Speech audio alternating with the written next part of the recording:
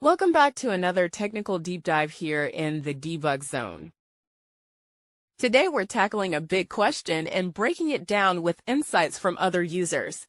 Hopefully this clears up some misconceptions and helps you get the answer you need. So buckle up, stay a little curious, and let's jump right in.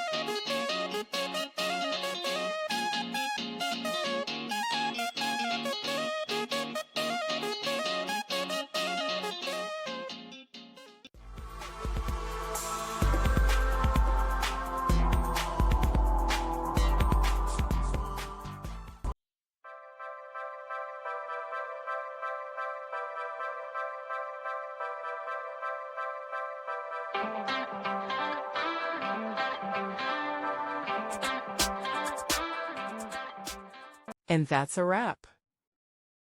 I hope you found the answer you were looking for. If you did, take a second to hit that subscribe button. It really helps out.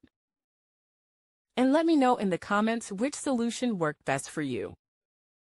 See you next time in the debug zone.